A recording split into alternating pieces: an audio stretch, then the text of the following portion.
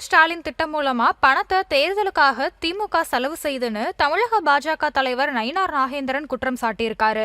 நெல்லையில உள்ள பாஜக அலுவலகத்துல செய்தியாளர்களுக்கு பேட்டியளித்த அவரு 350 கோடி ரூபாய் மதிப்புல விரிவாக்கம் செய்யப்பட்டுள்ள தூத்துக்குடி விமான நிலையத்தை வரும் 26ஆம் தேதி பிரதமர் மோடி திறந்து வைக்க இருப்பதா குறிப்பிட்டாரு. இந்த நிகழ்ச்சியில பங்கேற்கும் பிரதமரை சுமார் 25,000 பாஜகவினர் திரண்டு வந்து வரவேற்க திட்டமிட்டிருப்பதாகவும் சொல்லியிருக்காங்க. தமிழகத்துல அதிமுக பாஜக இடையே கூட்டணி அமைந்தது முதல் ஸ்டாலின் பதற்றத்துல இருப்பதா குறிப்பிட்ட நயினார் நாகேந்திரன், கடந்த 4 ஆண்டுகளாக அவரு தமிழக மக்களுக்கு எந்த நலத்திட்டங்களையும் செய்யல அப்படின்னு குறை சொன்னாரு.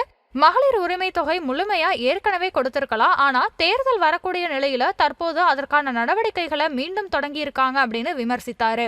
உங்களுடன் ஸ்டாலின் திட்டம் மூலமா மூத்த IAS அதிகாரிகளை வைத்து ஸ்டாலின் தேர்தல் பிரச்சார வேலைகளை செஞ்சுட்டு வராரு அப்படின்னு குற்றம் சாட்டினாரு. தேர்தல் வருவதற்கு முன்பாகவே பணத்தை திமுக செலவு செய்வதால தான் இந்த திட்டத்தை தாங்கள் எதிர்ப்பதாகவும் நயினார் நாகேந்திரன் தெரிவிச்சிருக்காரு.